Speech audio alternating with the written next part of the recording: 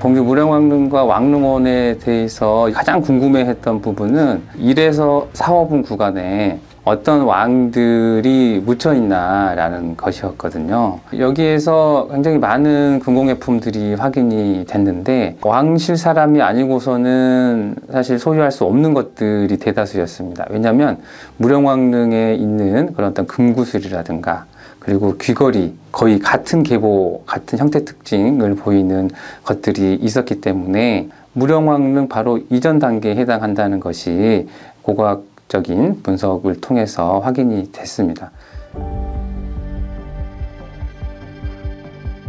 특히 이제 가장 많은 유물들이, 중요한 유물들이 나오는 이 2호분이 출입구 쪽이 다 이렇게 석재들로 가득 채워져 있었거든요. 그래서 마지막에 이제 출입구 쪽에 있는 돌들을 걷어내고 내부가 이제 들여다 보이더라고요. 그래서 내부를 살짝 이렇게 조명을 비추면서 봤더니 천장까지 굉장히 잘 남아 있는 거예요. 그래서 저쪽 천장을 보시면은 널찍한 그 석재 돌을 한 매만 사용해서 천장을 이렇게 덮었거든요. 그래서 제가 이런 구조를 이제 궁융식이다 라고 이렇게 이야기를 합니다. 그 다음에 저희가 한 것은 그러면 이 돌방 만들 때 바닥 상태는 어땠나가 좀 궁금하더라고요. 그래가지고 바닥에다가 이렇게 열십자 형태로 이렇게 기다랗게 안반층이 나올 때까지 한번 파봤습니다. 그 안반층 위에다가 이렇게 돌방을 이렇게 만든 것이고 바닥에다가는 시공을 좀 더 했더라고요. 안반층을 좀 매끄럽게 만들기 위해서 고운 흙을 한번 깔고 그리고 그 위에다가 한 번 더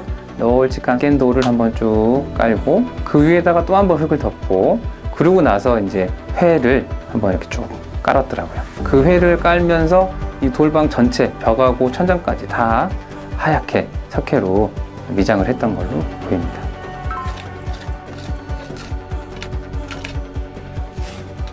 처음 저희가 이 돌방 안에 들어왔을 때 바닥면이 굉장히 어지러운 상태였습니다. 이쪽 벽을 보시면 여기는 이렇게 까맣게 돌들이 좀 보이고 이 부분 보시면 좀 이렇게 흑 색깔 비슷하게 그리고 하얀색도 좀 보이고 하잖아요. 이 부분이 이제 석회가 벽에 발라져 있는 그 부분입니다.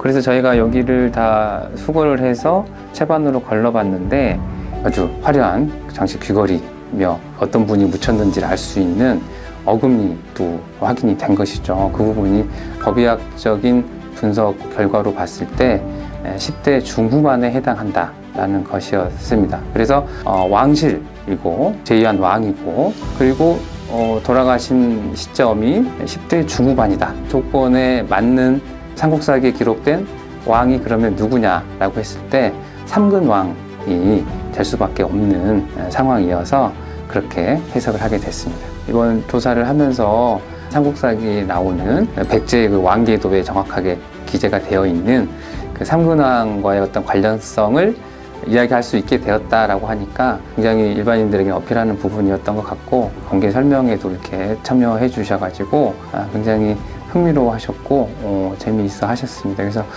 그런 부분들이 가장 큰 성과여서 직접 제가 발굴조사를 담당하는 입장에서 뿌듯하다는 느낌을 많이 받았습니다.